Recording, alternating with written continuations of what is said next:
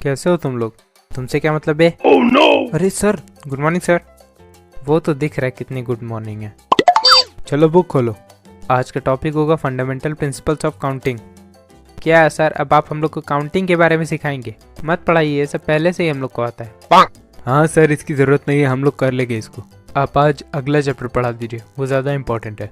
सब जानते हैं कितना आता है तुम लोग को, इसीलिए चुपचाप से सुनो। टीचर हम है, उल्टा हमें मत पढ़ाओ। म्यूचुअली एक्सक्लूसिव इवेंट किसको कहते हैं? सर मैथ पूछना है तो पूछिए, इंग्लिश का वर्ड मीनिंग मत पूछिए।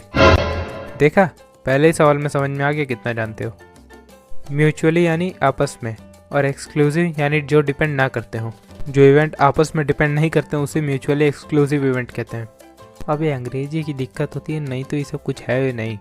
हाँ बेटा, ये सब कुछ नहीं है। हम लोग यहाँ बस आते हैं फालतू में सैलरी लेने, तो और कल नहीं मिलेगी तो आएंगे। क्या हुआ, कुछ बोल रहे हो क्या? अरे सर, आप काउंटिंग सिखाने वाले थे। हाँ, यहाँ काउंटिंग 1 2 3 जैसा नहीं है। जैसे मान लो तुम हमारी कोचिंग में आते हो, जहाँ 4 सब्जेक्ट सुबह और 3 सब्जेक्ट शाम में पढ़ाया जाता है। 200 रुपये पर subject fees with excellent faculty and well maintained infrastructure. देखे, मौका मिला ने कि अपनी कोचिंग का प्रचार करना शुरू कर दिए। तुम्हें उनमें से कोई एक सब्जेक्ट चूज करना है, तो तुम्हारे पास टोटल कितनी चॉइसेस हैं? हमें करना ही नहीं है, एक भी नहीं।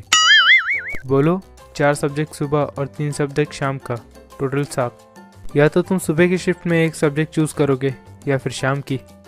टोटल 7 चॉइसेस हैं और इसी को कहते हैं एडिशन प्रिंसिपल।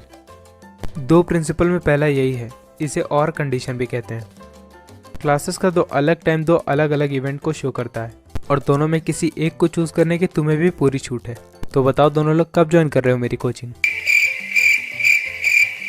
सर, आप अभी फंडामेंटल प्रिंसिपल पढ़ा रहे थे और उसी में एग्जाम्पल दिए थे बस। तो मैं कहाँ था?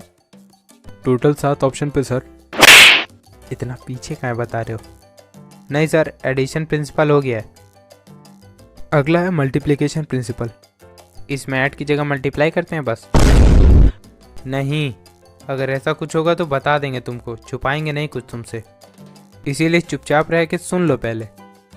इस प्रिंसिपल को एंड कंडीशन भी बोलते हैं। जैसे पहले वाले एग्जाम्पल में मान लो तुम्हें ये कह दिया जाए कि अगर तुम सुबह कोई क्लास लेते हो तो तुम्हें शाम में भी एक क्लास लेना होगा, तो इसे एंड की कंडीशन बोलेंगे।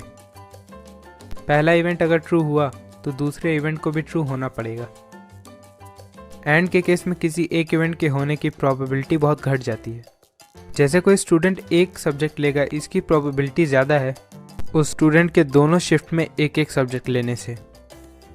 हमें तो वैसे भी नहीं चाहिए, चाहे एंड का केस हो चाहे और का। क्या बोल रहे, कोई क्वेश्चन है क्या? नहीं सर, आपकी क्लास में क्वेश्चन जैसे मंगल पे पानी, इम्पॉसिबल। बस कर, ज़्यादा हो गया। और तुझे सही में समझ में आ रहा है क्या? एक घंटा समझ में आ रहा है। मंगल पे पानी ढूंढने के लिए पहले मंगल को समझना पड़ता है। ओह, एक लास्ट एग्जांपल देख लो। मान लो कल जो तुम्हारा टेस्ट होने वाला है, उसमें मैं एक्सरसाइज 1 और 2 दोनों से एक एक क्वेश्चन देने वाला हूँ। एक्सरसाइज 1 में टोटल 10 क्वेश्चन है और 2 में 8। तो टोटल कितने पेयर पॉसिबल है दोनों एक्सरसाइजेस से? 80, यानी 80 अलग अलग तरीके से हम तुम्हें क्वेश्चन दे सकते हैं। इस वजह से किसी एक तरीके की प्रोबेबिलिटी हो जाएगी 1/80। क्लास वाले एग्जाम्पल में और के केस में जब तुम्हारे पास 7 चॉइसेस थी, तब किसी एक चॉइस की प्रोबेबिलिटी थी 1/7। पर एंड के केस में वहीं तुम्हारे पास टोटल 12 चॉइसेस होंगी, यानी किसी एक चॉइस के होने की प्रोबेबिलिटी 1/12। इसी को एक लाइन में बोले तो और के केस में दोनों इवेंट ऐड होते हैं, वहीं एंड के केस में दोनों इवेंट मल्टीप्लाई। पर सर, ये तो 2 लाइन। हाँ, समझ में आ गया, समझ में आ गया। पहले के लिए पहली, दूसरी के लिए दूसरी। सही है सर। तो अब बस आज के लिए इतना ही रखते हैं, समझ गए ना दोनों लोग? हाँ सर, पर एक सवाल था।